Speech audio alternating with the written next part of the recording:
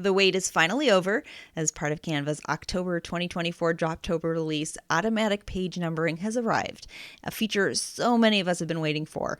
Until now, adding page numbers in Canva meant manually creating a text box for each page, adjusting the formatting, and hoping everything stayed aligned. And every time you changed your document length, you'd have to go back and re-edit the numbers to keep them accurate. It was a bit of a headache, to say the least. Now with Canva's automatic page numbering, it's as simple as a few clicks.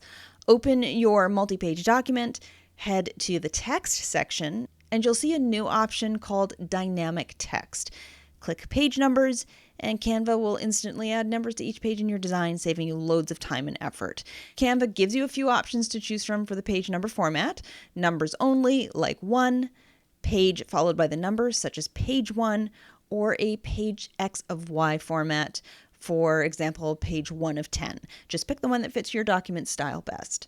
Once added, you can style the page numbers however you like. Click on a number to adjust the font, the color, size, and placement, just like you would with any other text element.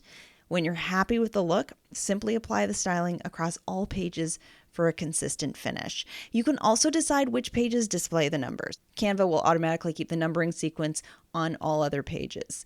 One quick note, while this feature offers a lot of flexibility, Canva doesn't yet support alternating left and right page numbers. For now, page numbers will appear in the same spot on each page, but you can manually adjust them if needed.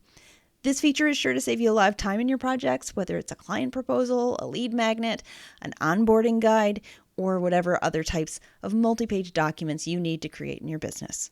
If you haven't yet upgraded to Canva Pro, I encourage you to give it a try. Learn more about how to get a free 30-day trial of Canva Pro at brendacadman.com/pro.